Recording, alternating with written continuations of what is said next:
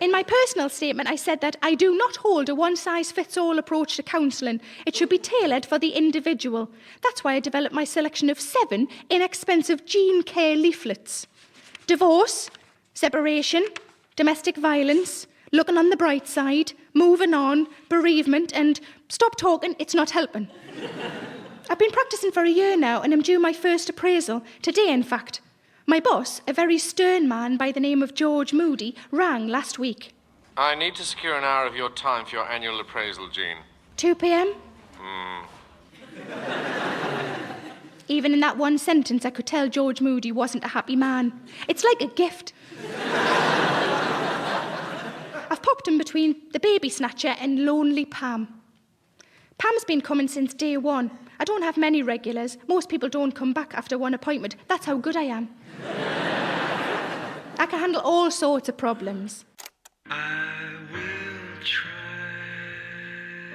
to fix you. Hello, Mr. Moody. Jean, take a seat. Did you bring your supporting evidence? I did. I show him my letters and cards. I got Denise to write a few I picked up in Clinton cards to bolster the numbers. Who knew her chubby hands could produce such beautiful handwriting? Oh, that one's got cake on. The genuine ones are quite touching. Rocky and Vi, who discovered they hated each other after their kids left. I got her a flat beside me and my brother lent her his van. Lazy Mel with her ME. She just needed a kick up the arse. We've had a complaint. The patient considers your method somewhat unorthodox. Was it the take-a-break questionnaire? It wasn't. She mentions photographs. Oh, I know who it was. Let me ask you this, Mr. Moody. How would you calm a person down? Deep breaths, perhaps a mantra they could repeat under their breath, blowing into a paper bag. Old school. Bags are all plastic now. Would you suggest I suffocate my patient? Do you want to suffocate your patient?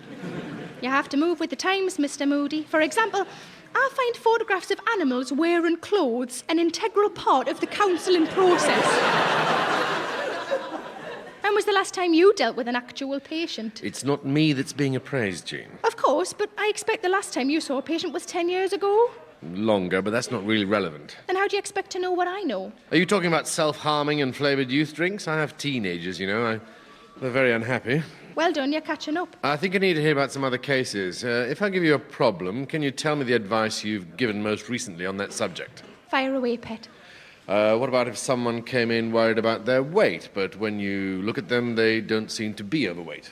I've got an eating disorder. Oh, which one? It's the one where I think I'm fat and piss off actual fat people by claiming to be fat, when really I'm so skinny I could have any bloke I liked. Have you ever thought about puddings?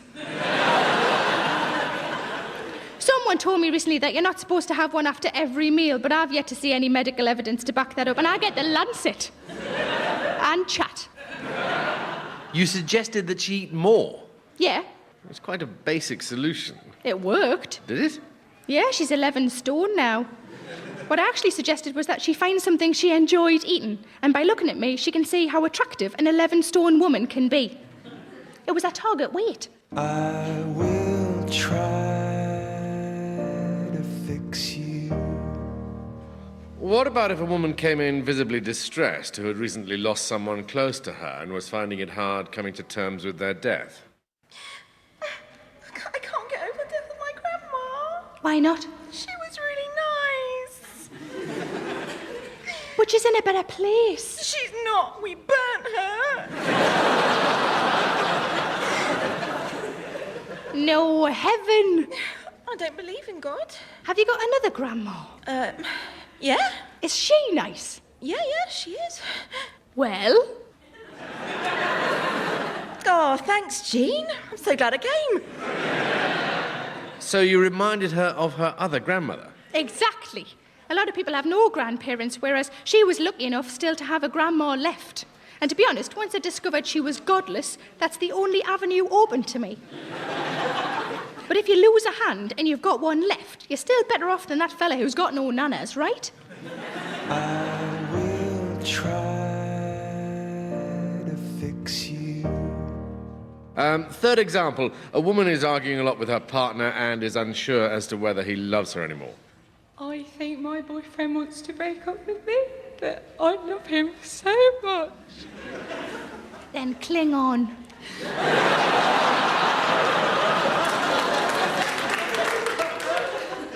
Cling on. Yep, that's what we recommend. Have you got a photo of you two together? I can read a lot from photos. Like a psychic. No, more instinctual. Let's have a look. Oh, yes, I can see there's a problem. Can you? Yeah, look how pretty you were.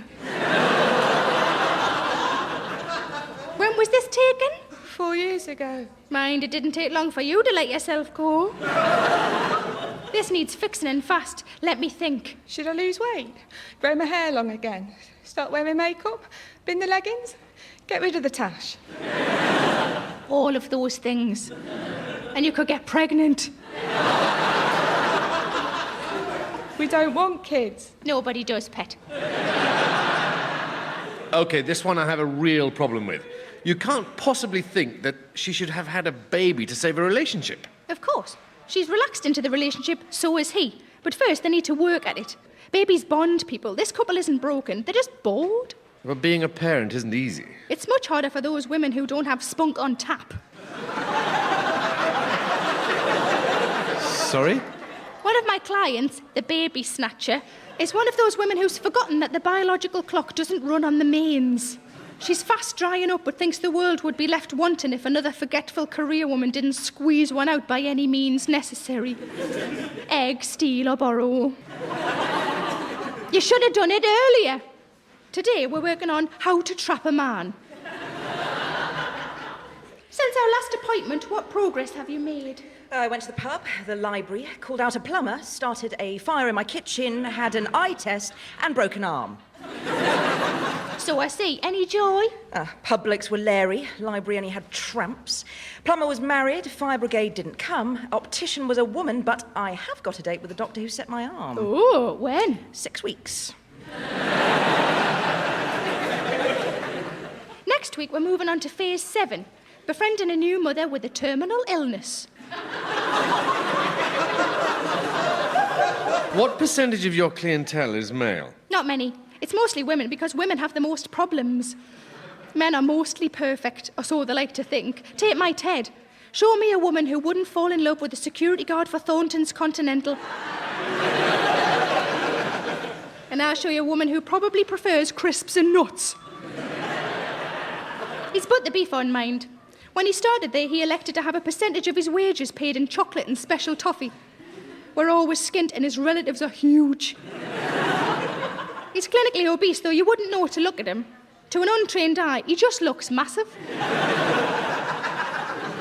We encourage our counsellors to be in therapy while they practice. Do you discuss your marriage with your counsellor? I have mentioned Ted, yes. Fiona's not overly fond of him. Why is that? She thinks I should be self-sufficient.